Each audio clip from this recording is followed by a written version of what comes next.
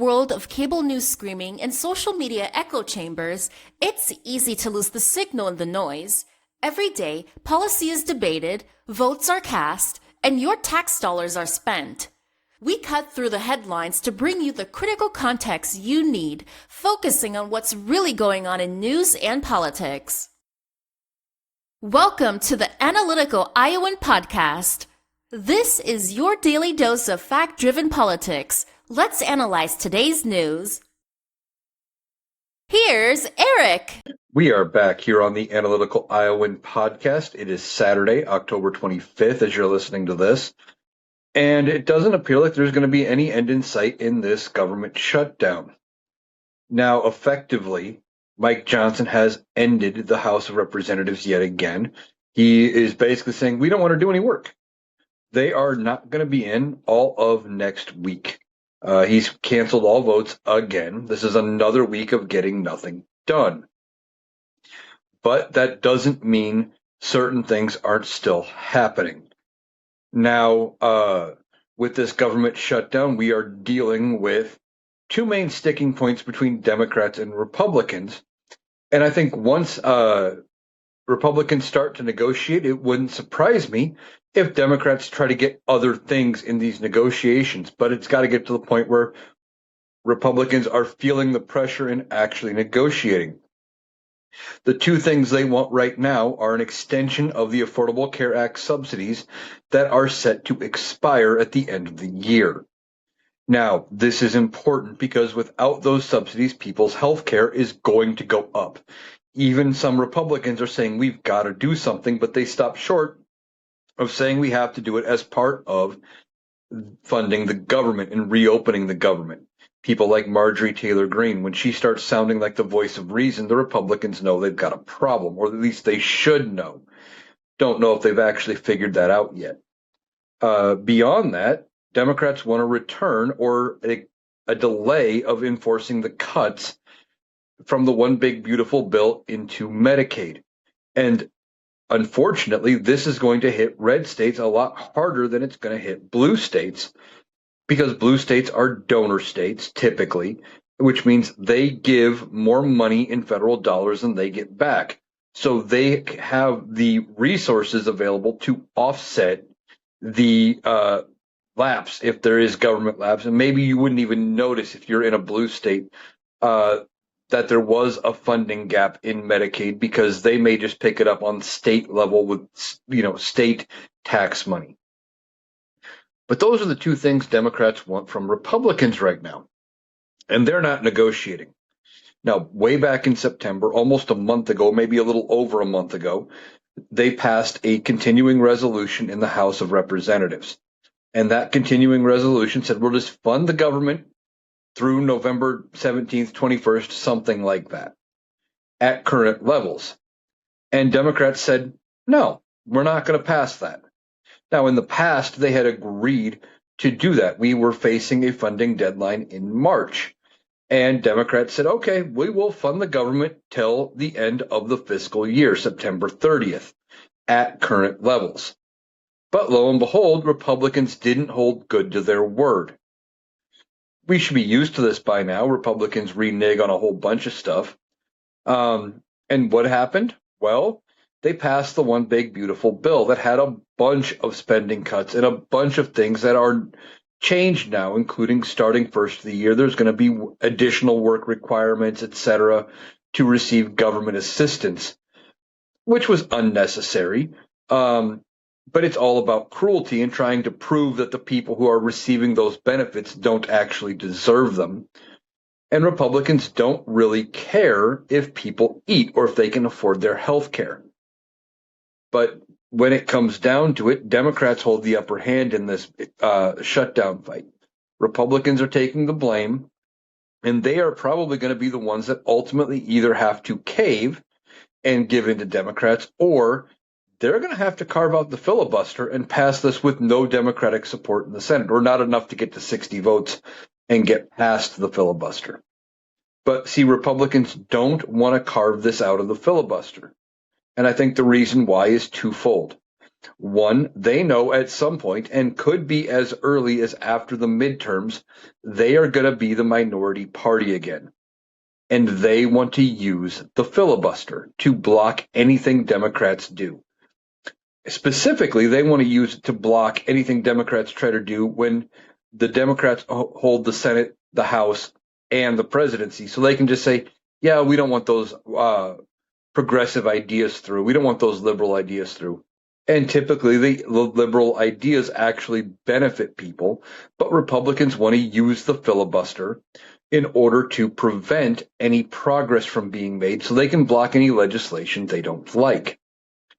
The second reason why I think they don't want to cut out the filibuster and they want to actually come to some kind of agreement, or they want Democrats to agree to fund the government at the levels they have determined, is because they know how bad these spending cuts, specifically to Medicaid and food stamps, etc., are going to be. So they want Democrats to pass it with bipartisan support. So then when people are upset, they can say, well, it's not our fault. Democrats could have prevented it. Democrats could have stopped it. They voted for it too. It's a dumb idea, but it's a Republican idea. Their whole thing has been scapegoating and making it seem like Democrats are the ones to blame. They have somehow convinced the working class that the party that likes to vote against things like SNAP benefits and Medicaid and other government assistance, and that will tell you to pull yourself up by the bootstraps, is the party that cares for the working class and the poor. It makes no sense. The Democrats have somehow lost the messaging fight, and they need to turn around and get their messaging in order going into the midterms, going into 2028, about how they plan to help the poor and the middle classes. But when it comes to this shutdown fight, ultimately, I think the Republicans are going to be the ones to cave. And how do I know this? Well, we're already seeing cracks forming. You're seeing people like Marjorie Taylor Greene calling out and saying, hey, we have to do something about these Affordable Care Act credits. We have to do something for the subsidies. People's health care is going to get too expensive. Now, she only cares because her own kids are going to be affected. But still, the simple fact is when she's the voice of reason, Republicans have a problem. And then you have the simple fact that in both the Senate and the House now, they have introduced bills to fund SNAP benefits. The same program they chose to cut, they want to fund SNAP. Now, Josh Hawley introduced a bill in the Senate. I don't believe it has gotten a vote yet, but he introduced a bill to fund SNAP benefits through the government shutdown in full. And that may not get a vote until next week. The Senate doesn't come back until Monday afternoon, so maybe it gets voted on then. But also in the House, Representative Marianne Miller Meeks from Iowa here, a Republican.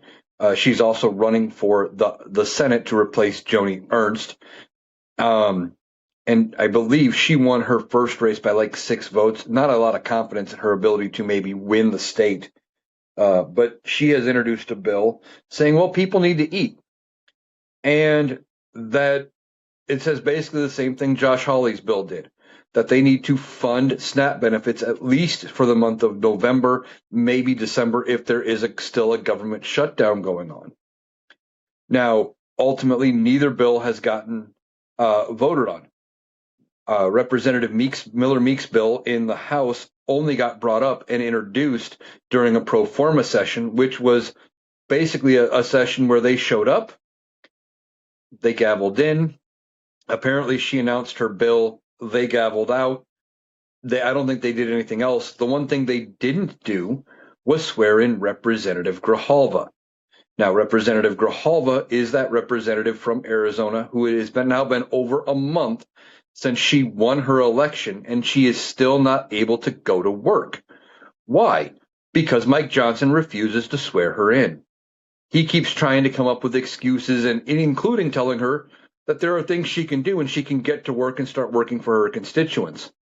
Well, kind of hard to do when you don't have access to anything because you haven't been sworn in, because there are rules in place that prevent her from getting access to the computer system, that prevent her from getting access to anything, really.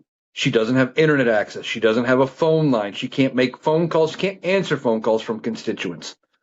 And why would she want to go back to her district that she was just in a month ago when she was campaigning to get elected? She knows what they want. She just needs the ability to be able to do that. But he keeps denying swearing her in. And one of the reasons he is denying swearing her in is because of the Epstein files. We talk about it a lot. There is this discharge petition in the House. It requires 218 signatures, and it will go around the Speaker of the House, who is trying to prevent a vote on it. He says we don't need to vote on releasing the Epstein files. Why? Because the Oversight Committee is already looking into the Epstein files, so there's nothing to see here. We don't need to release the files to the public. The Oversight Committee that is run by Republicans is going to be enough. They'll release everything as need to know. But when Democrats that are on that committee leak things out to or share things with the public, they get bent out of shape. Well, that's not the right way to do it, and we should go through the proper channels through the Oversight Committee, et cetera. Don't just share things with the public, which leads me to believe that the Oversight Committee is not going to fully share everything when it comes to the Epstein files, if they were given their way, which is why we need this vote. But the other thing is they know how bad a vote on the Epstein files is going to be. Because Donald Trump and other prominent Republicans do not want the Epstein files released. Okay? They don't want them released. Donald Trump may say he doesn't care, but then you listen to other things he says. Well, it was a different time in the 90s in Palm Beach. And I barely knew Epstein, but, I didn't have the pleasure of going to his island. Things like that. It makes you wonder if he's in the files. Now, I believe he is in there because he was well known with Epstein. They were friends. If you go back to a lot of interviews and stuff in the 90s, before everything came out about who Epstein was when he was prominent, you would see them together in varying social settings. This wasn't a startling revelation, but Donald Trump is trying to do what he likes to do, which is rewrite history in order to make it seem like he never knew Epstein. And he doesn't want the files released because I guarantee you his name is all over them. Maybe on an off chance, and I don't necessarily believe this, but it may be that it's just in there. He's tangentially connected to Epstein, that they knew each other, they were friends, but maybe it is true. He never did anything wrong at Epstein Island or with any of the girls that Epstein trafficked, the young girls that Epstein trafficked. Maybe that's true. I don't think so, but maybe it is. Donald Trump, though, knows that just his name being connected to Epstein would be bad for his reputation right now.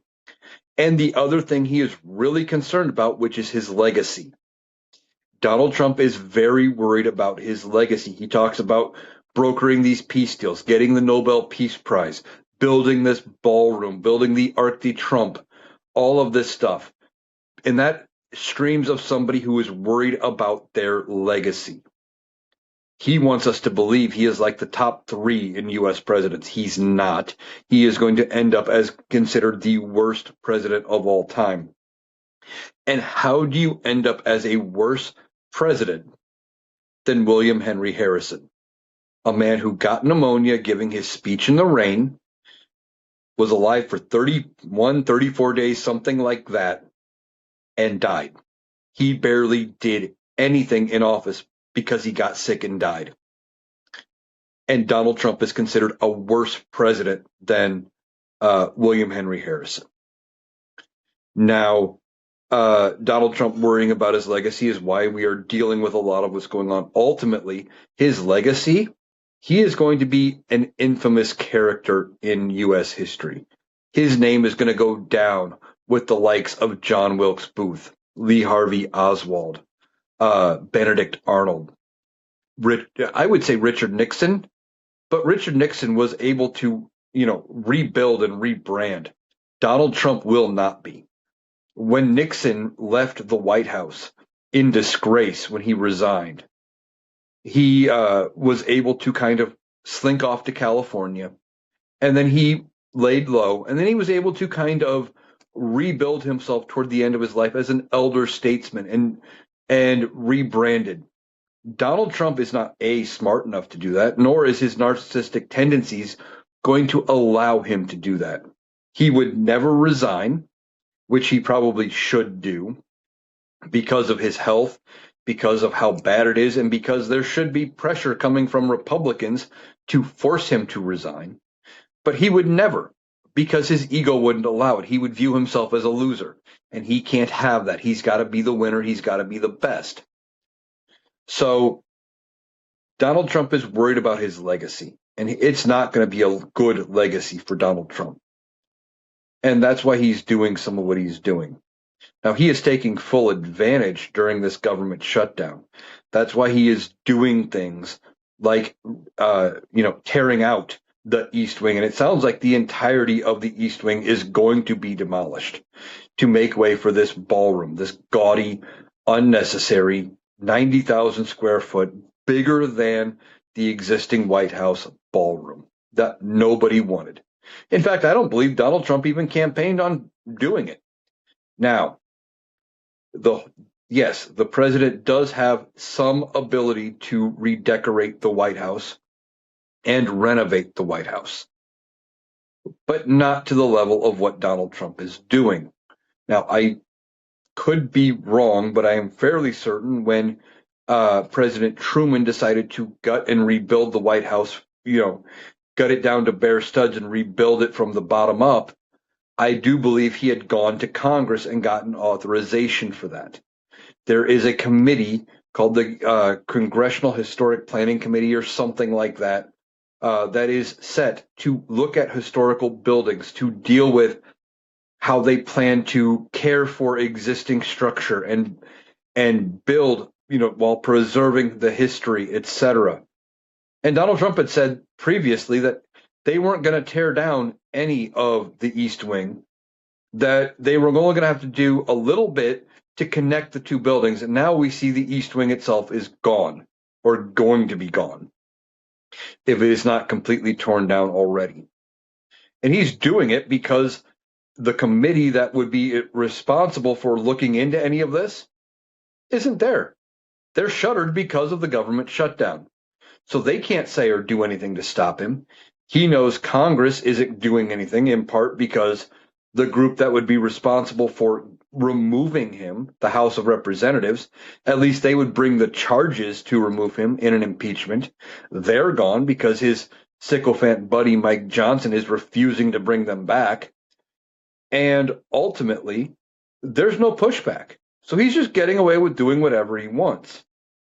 Now, I don't know if Donald Trump's health is going to make it to the end of his term. We've talked about that. Everything looks like Donald Trump is suffering from some very serious health concerns, some very serious health problems. And if he doesn't make it to the end of his term, what happens to the ballroom? That's going to be a major question. What happens to the ballroom next year after the midterms if Democrats do take control of the House and or the Senate? Can they do anything? Can they pass any legislation to prevent him from using funds to build this ballroom? Maybe. I mean, if there's any government funds being used, you would think they would be able to pass a rescissions package like what Donald Trump and the Republicans did earlier this year and carved out a whole bunch of spending, and that they could potentially pass it. Problem is, Donald Trump would never sign it. So they would need enough Republicans to get in the way or to jump ship and side with him so they could pass it around his veto. I don't know if that happens. But as public outcry and public sentiment, including among members of the Republican Party, go against building this ballroom, it is entirely possible that they try to do something like that. Now, Donald Trump is using to his full advantage the fact that, Congress is shut down and saying, well, I get to do whatever I want. And that is a sign of a problem. Now they laugh at us on the people on the right laugh at us for our no kings protests, etc. But Donald Trump is doing just that. He is trying to be a king by saying, I don't need Congress to do this. I don't need Congress to do that. He said the same thing with these strikes in Venezuela. He keeps saying he doesn't need Congress's authorization to strike Venezuelan fishing boats, which he claims are drug boats, in international waters. But you do, because they're not in they're not in U.S. waters.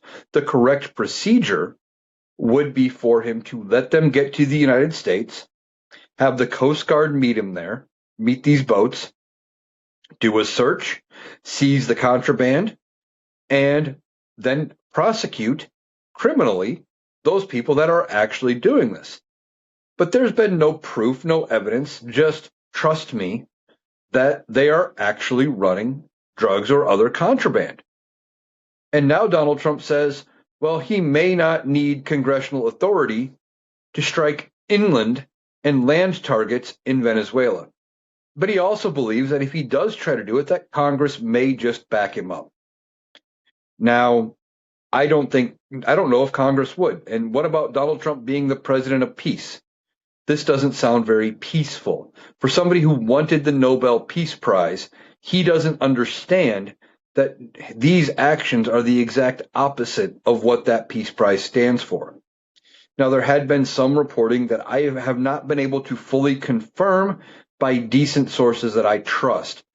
But there was some reporting, and if this is true, this is very startling, and congressional Republicans should be taking heed that a source close to Donald Trump is saying that Donald Trump would not ask Congress for permission to go to war with Venezuela until after he has the corpse of President Maduro in U.S. custody. Now, again, I have not been able to substantiate that as far as it being a legitimate news source that I trust, but I'm seeing some people that I do trust talk about it. So makes me think maybe it's legit. It could be. If it is legit and he is saying things like that, that means he doesn't view Congress as a co-equal branch, which we've already known by how he acts.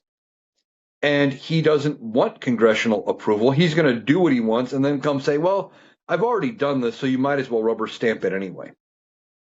That is a very scary thought from the sitting U.S. president, that he doesn't think he needs congressional approval to take out the leader of another country. Now, that is something that Congress should sit up and take heed over, and they should do their job, hold congressional hearings, hold an investigation, an impeachment inquiry, and if it's true, they should do their job and remove him. Here's the problem. Right now, Republicans still think that if they remove Donald Trump, they have a worse chance of winning in the midterms. They haven't realized that by getting rid of Donald Trump, they may save themselves some seats in the midterms, because everything Donald Trump is doing, for the most part, is not popular. He is wrecking the economy. He's causing people's health care to potentially go up because he's not there leading or negotiating about this government shutdown. In fact, with the government shutdown, he's off on a trip to Asia. So he's abdicating any sort of responsibility when it comes to this government shutdown, and just tells John Thune and Senate Republicans, get it passed without Democratic support. Don't cave on anything, because he thinks it would make him look weak. And Donald Trump, Republicans should take heed and notice that if they continue backing Donald Trump, it is going to cost them in the midterms. They could lose the House by 40 to 50 seats, even with their redistricting. And if they lose the House by 40 to 50 seats, it could set up where they don't get the House back for 6 to 8 years minimum, because that is a huge margin. And the last time they were only able to gain like 4 seats in the House, 3 seats in the House. They have one of the narrowest margins in the House of Representatives ever. They only kept the House by like 3 seats. And that's a problem for Republicans. They don't realize how much backing Donald Trump is going to hurt them. And if they continue to back him come the midterms, they're going to lose. Now, what good does flipping the House and maybe the Senate do in the midterms? And people ask me, what good would it do? Donald Trump is still president. Yes. But if you take out one of the chambers of Congress and you flip it to Democratic control, nothing else Donald Trump wants to do will get done, because everything would need Democratic support. Period. And while Donald Trump thinks he can strong arm the Republican Party, he probably isn't going to be able to strong arm the Democratic Party, specifically in the House of Representatives. Now, don't entirely know if the speaker, when Democrats get control, would be Hakeem Jeffries. Now, I don't entirely talk about this race in New York for the mayor of New York City, where Mamdani is running as a Democratic candidate, but he's more Democratic socialist like Bernie Sanders. And he's got a lot of socialist ideas, and he's got a lot of very progressive ideas. And until recently, he was not getting any mainstream establishment Democratic support. Hakeem Jeffries has finally come out in support of Mamdani. Why? Because I think he saw the writing on the wall that this candidate is going to win, and by not backing him, it could cost him his own seat or maybe his shot at being speaker. So they're making that move. Now, again, we will see who ends up becoming the speaker when Democrats get control. But I think Democrats take the House in the midterms, and that prevents Donald Trump from doing a lot. A bigger win would be if Democrats end up winning the Senate. Now, that's an uphill climb. They need to pick up 4 seats. And the map is not favorable right now for Democrats to pick up 4 seats. And they need to hold on to all of the seats that are up for grabs that they are defending. Again, not entirely favorable. But if they do, well, then the one thing that happens is Donald Trump gets no more nominees through. No more crazy nominees get through at all. And I'm going to keep talking about it between now and the midterms to remind people of how important the Senate control is think about this. As of right now, we have several aging Republican justices on the Supreme Court. You have Clarence Thomas, you have Thomas Alito, and you have John Roberts. John Roberts being the younger of the 3. Now, what happens if in 2028, Donald Trump's last year, assuming he lives that long, and that's still up for debate, but assuming he lives that long, what happens if he's got control of the Senate and, Alito and Thomas both decide to retire? He could pick some young 40-something judge like an Aileen Cannon and nominate her for the Supreme Court. Aileen Cannon has no business being on the Supreme Court, but Donald Trump would probably nominate her because she saved his ass in the Jack Smith investigation into his classified documents by dragging it out, by stalling at every turn, and by doing things that the way she was ruling on certain things and how she was issuing her things by making them paperless, they were non-reviewable, etc. She was doing everything she could to help Donald Trump, and she proved she was corrupt. But Donald Trump would view that as, well, she's doing good things for me. I better reward her. And he may offer her a Supreme Court seat should one become available. And that's just one example of one judge that he may try to promote. Now, what could happen if the Democrats control the House or the Senate in 2028? And they have a situation like what happened with Anton Scalia. Anton Scalia in 2016 died unexpectedly. And Anton Scalia, when he died, created a vacancy in February of 2016. Mitch McConnell, the Senate majority leader at the time, a Republican, said, hey, That's too close to the election. The people need to have a voice in who is going to be on their Supreme Court. And he kept the seat open until after Donald Trump was inaugurated as the winner of the 2016 election. Now, Democrats could potentially do the exact same thing. And just watch if they try, watch the Republicans scream foul for them pulling the same stunt. Republicans would be pissed if Democrats decided to just hold off and not, put in a Supreme Court justice that was appointed by Donald Trump. And that is something that maybe needs to be looked at down the road, and that is something that needs to change. Set some guidelines as far as what date or when is too close to the election, where you allow the next president to make that pick. Or because if you think about it, Mitch McConnell was entirely wrong because he said, well, the people need to have a say, but yet they elected Barack Obama in 2012 to be president for 4 full years, for 4 full years, which means he didn't leave office until January 20th, 2017. So it was his purview to make that selection. So those are some reasons as to why the midterms are important and why the Democrats need to fight like hell to gain control of the House and the Senate. Now, some of you are probably asking, well, what could we have done to prevent this? And the obvious answer is elect Kamala Harris. I'm sorry, but that is the answer. She was the candidate. And you're going to hear a whole bunch of excuses as to why people didn't want to vote for Kamala Harris. They point at Israel and Hamas, the war in Gaza going on, and how Joe Biden wasn't doing enough to stop it. But Joe Biden was giving humanitarian aid to both sides. He was backing our ally in Israel, but he was giving humanitarian aid to both sides, and he was trying to get a peaceful resolution.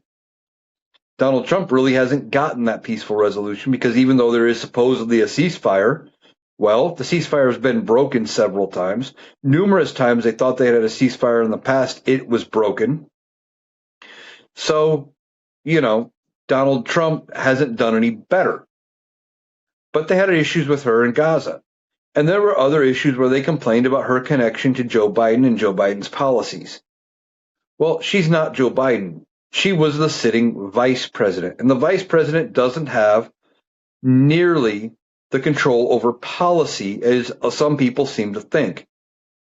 The vice president has 3 jobs as vice president, realistically. 1, be the president of the Senate and preside over the Senate and break ties, which she did a lot. I think she holds the record for most tie-breaking votes right now.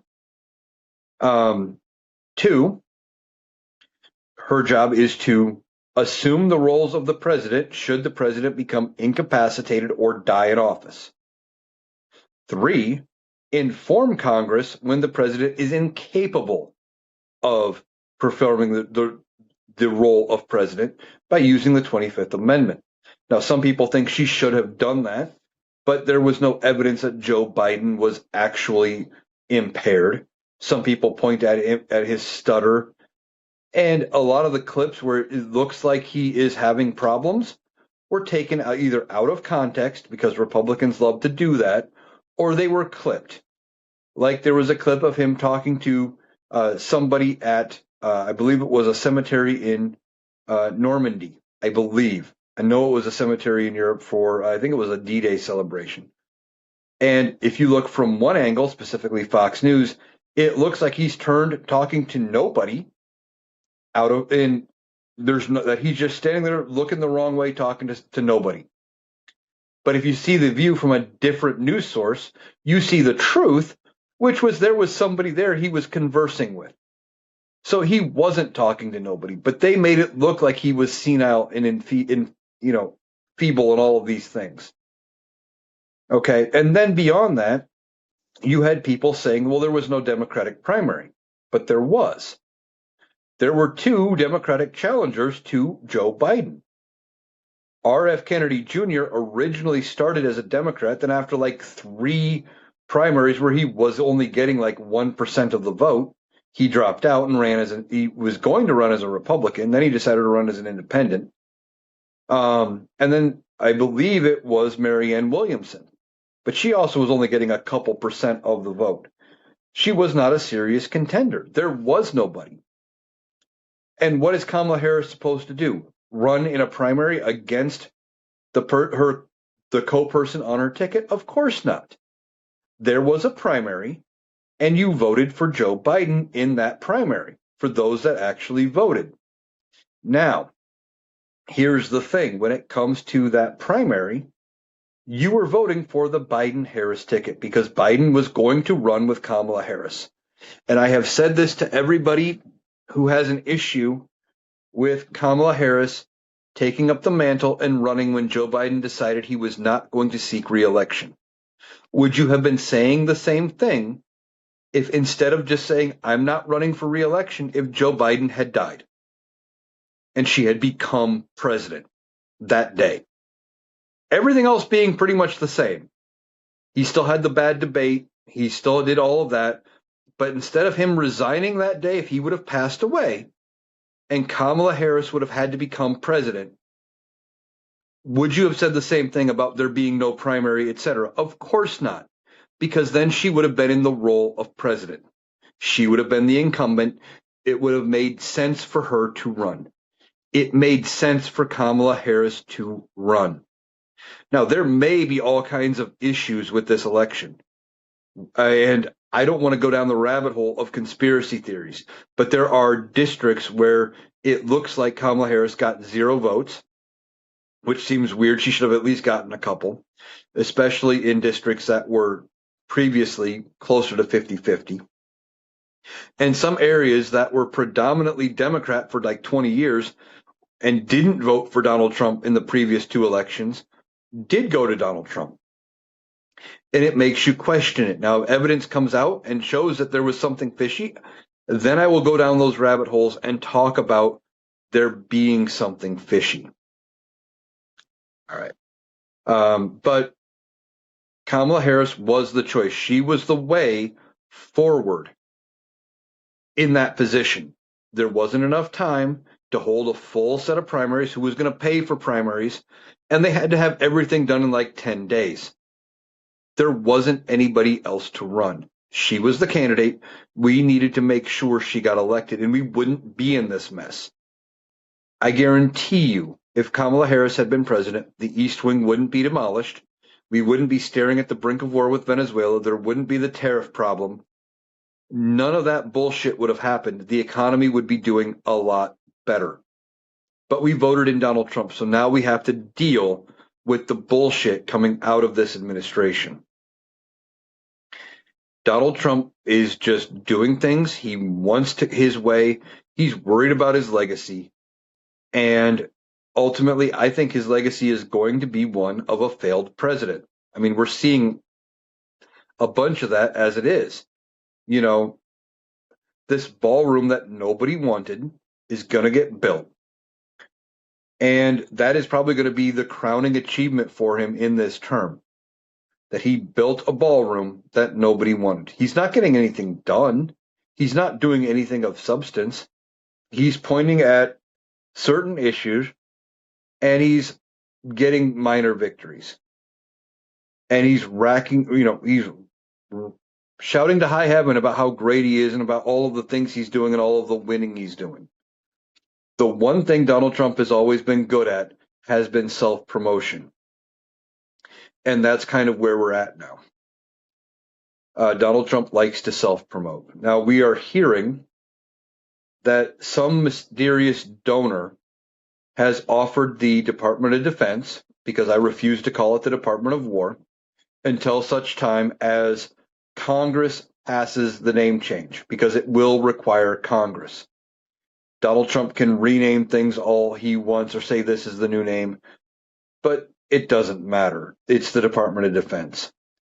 And again, he wants to rename it the Department of War, but he wants to be seen as a peaceful person for a peace prize.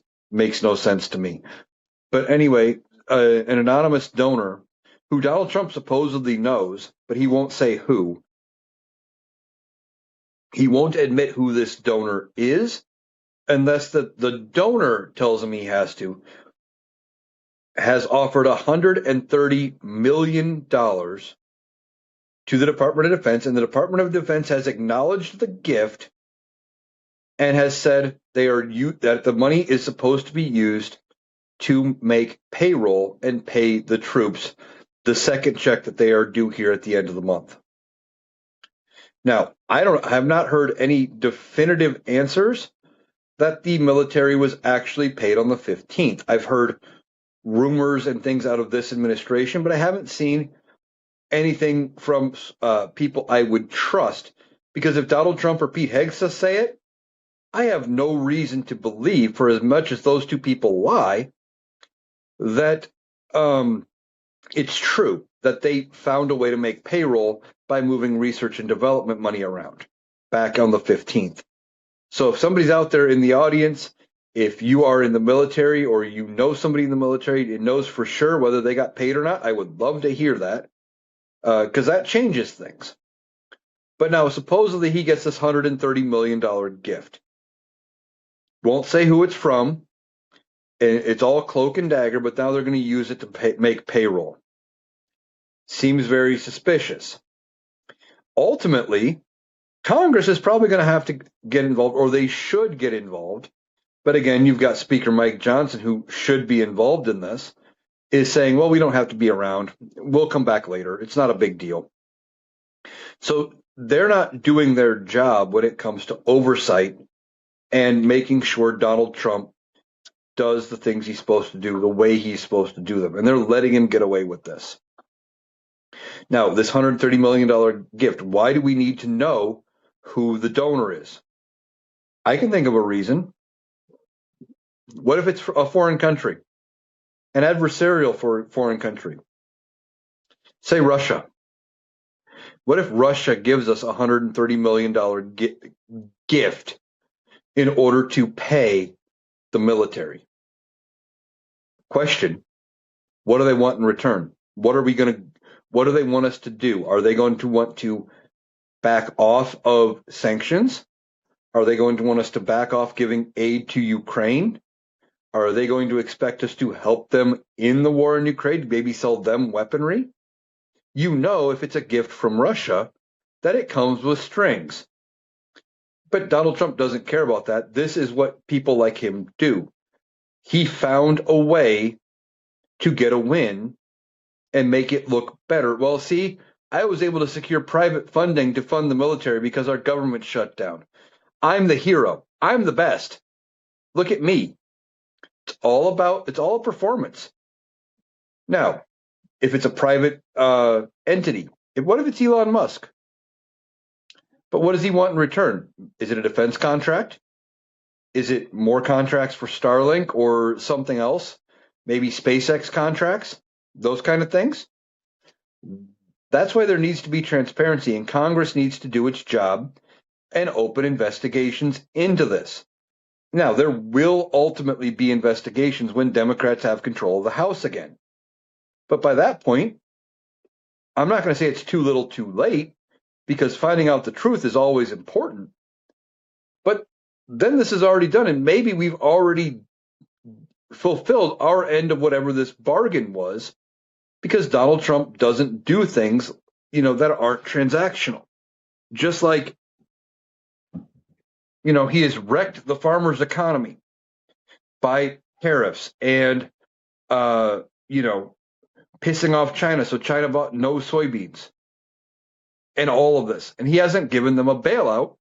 He's talked about a bailout, and they've moved around a little bit of funds, supposedly, that there's like $5 billion of emergency funds, when they're probably going to need closer to 80 to 100 billion total to bail them out to fix all of the problems short term that he has caused. And that doesn't solve next year's problem. That only solves the shortfalls from this year. is that 80 to 100 billion. And he's right now only has access to about 5. And he would need congressional approval to get the funds for the bailout. Now, right now, Congress isn't even around to fund the government. They can't even fund things at pre-existing levels and agree to extend the Affordable Care Act subsidies. That isn't even new spending. But they can't agree on that. You think they're going to agree on a bailout for farmers? Maybe, but I doubt it right now. Not without serious negotiations, not without, serious leadership coming from somebody who couldn't be bothered. But he has now made an effort to do this bailout. He's going to declare it as a small win, but he doesn't need the farmers anymore. He got the one thing from them that he wanted. For the most part, they voted for him. And that's all he cares about, is that he got the vote. He's now in the position. He wanted to be president to protect himself and to keep himself out of prison. That was it. That was the only reason he ran for president, was to keep himself out of prison. If he hadn't won, the criminal cases against him would have probably concluded, or they'd be ongoing right now, and we'd be talking about that instead of the damage that he is doing to the economy, the damage he is doing to this country, the fact that he ripped out the East Wing of the White House. And we are hearing, at least according to some people who have looked at the satellite images, that as he tore out the East Wing of the White House to build this ballroom, that several trees that have been there for years have been ripped out, cut down to make way for the ballroom. One that was planted by the wife of former President Harding, which I think he was, I had to stop and think where he was at, 1920s, I think. I think he was before Hoover. Anyway, been there a long time. The other one was planted by Eleanor Roosevelt. Again, gone. And another tree that apparently was gone was one that was planted by Jill Biden. Now, that one not nearly as historical, not nearly as, I don't want to say less significant, but to Donald Trump, he doesn't care. It's part of the Biden legacy. He wants to get rid of it. So these trees get torn down, cut down, with no intention probably to replace them or to grow a new tree from a seed from the old one or anything like that. I don't believe they have been, carefully, dug out so they could be replanted somewhere. Because look at how they are tearing down the East Wing. They're just taking a backhoe to it. This is not somebody who is caring about how they actually do something. They are doing it for shock and awe, in part. I think he is making sure, they didn't put up, barrier fencing and trying to hide what they are doing. They're doing it out to where people can see it, because they are pretty much daring people to stop him at this point, because he knows Congress right now, until they realize that they are going to be affected by what he is doing, they're willing to back his play. And he is just doing whatever he wants because he's a toddler, and he doesn't actually have any sort of real plan when it comes to what he's doing. He just wants what he wants, and he doesn't care if he needs Congress or not.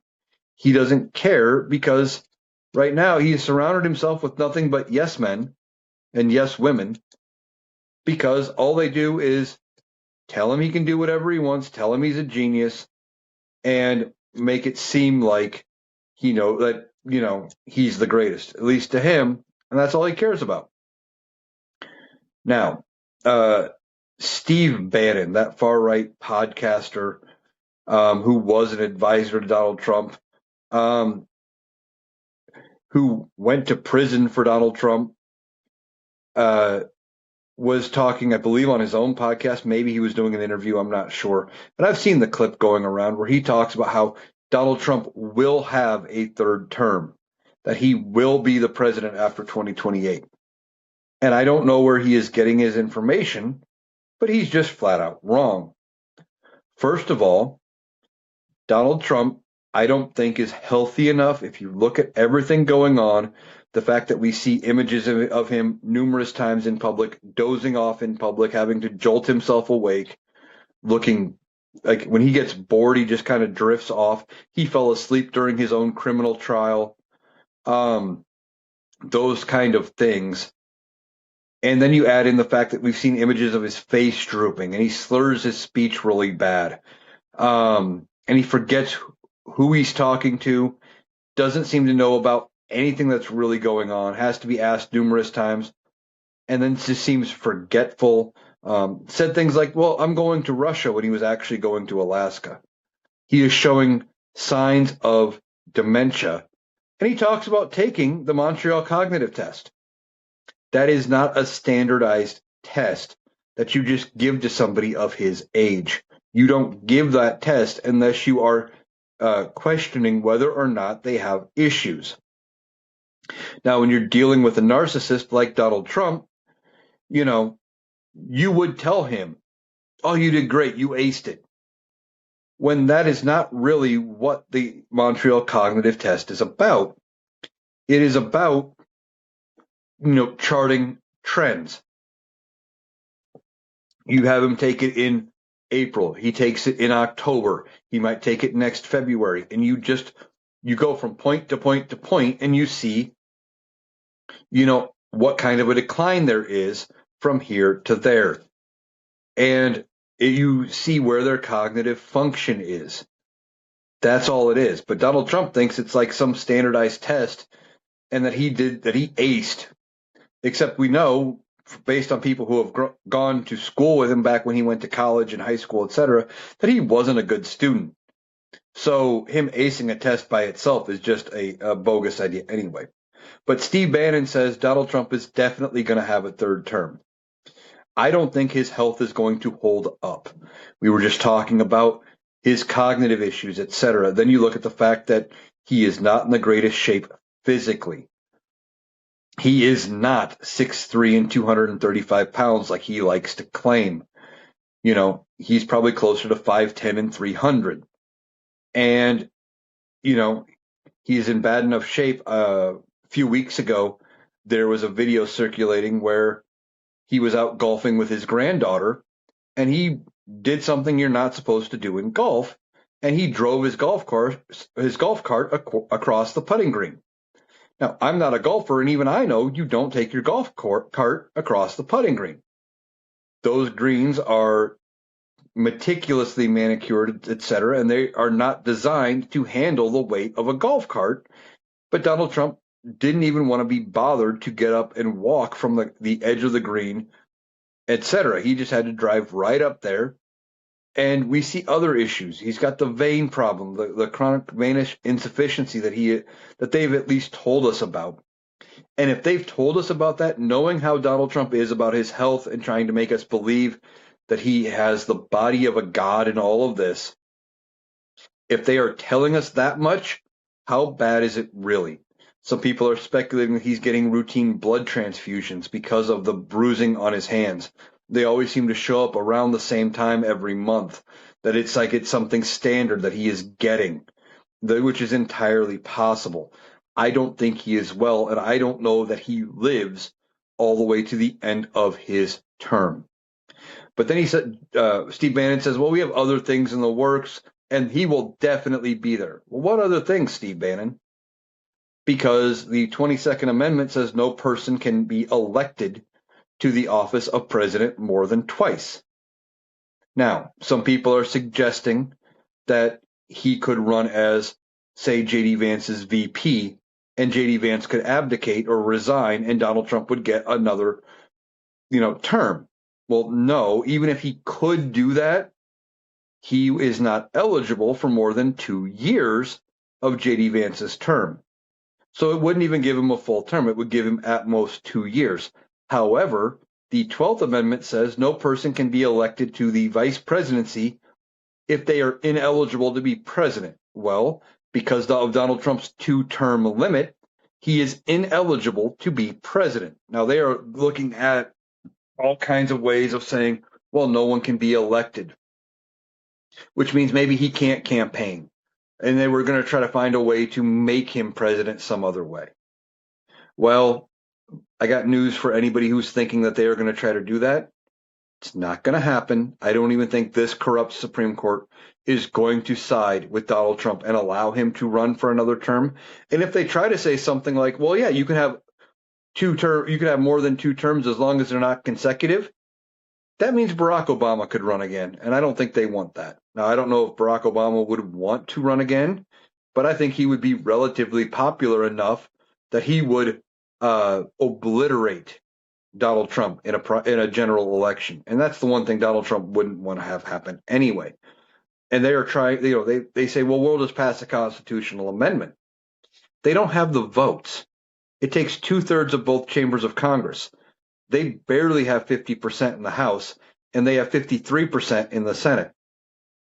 They can't even fund the government. How are they going to pass a constitutional amendment to change how many terms a president can have? Beyond that, they don't have the votes in 38 state legislatures to make it happen. There's just not enough states that they have control of to make it happen. And for the people worried about what happens when J.D. Vance becomes president, he's not going to be nearly as bad.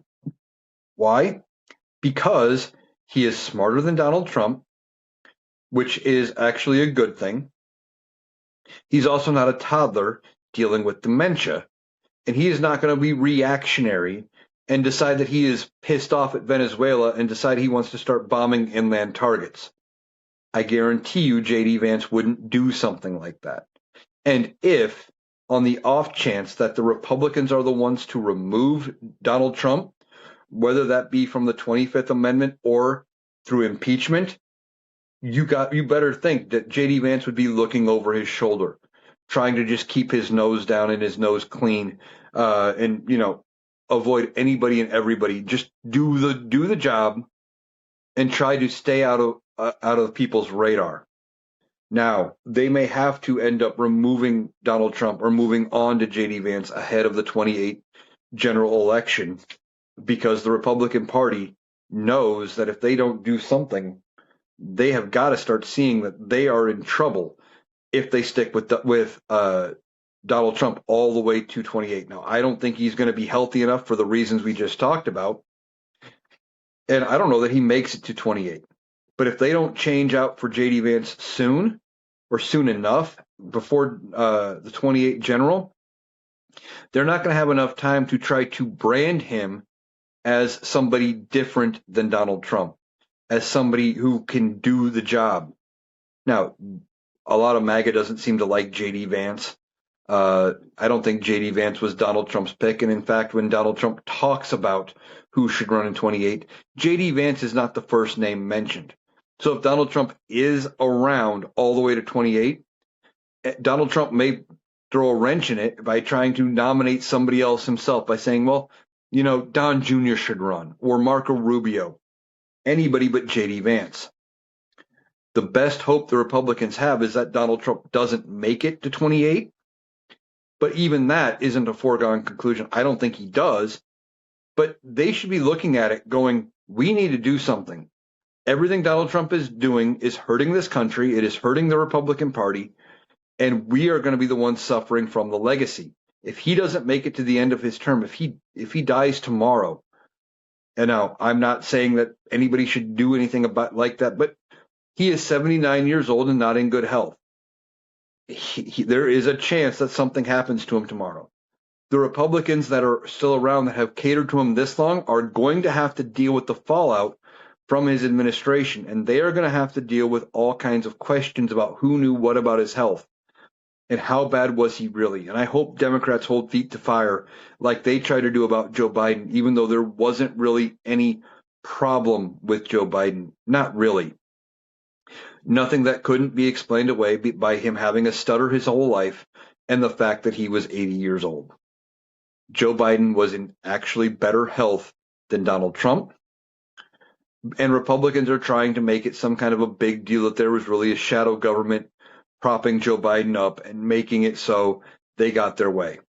If anything, I would be expecting something like that to come out after Donald Trump is gone, that the people around him were using him as a useful idiot and that they were getting him to sign off on things that he didn't even know what he was signing half the time because he didn't know what was actually going on.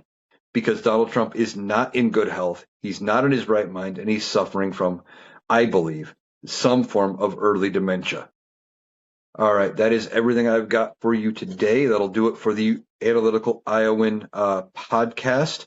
I want to thank you for taking the time to join me today. I'll be back tomorrow with even more stuff to talk about because there's always stuff to talk about in the way this current climate, because the politicians we have in office are just doing whatever they want, and somebody needs to step in and actually lead, but it's not coming from the White House.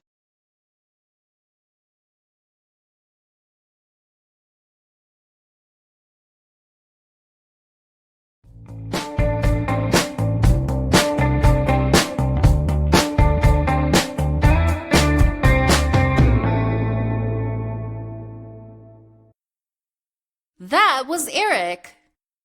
That does it for our analysis today. If you appreciated us cutting through the noise to get to the critical context, please make sure you're subscribed to the Analytical Iowan podcast on Spotify and YouTube.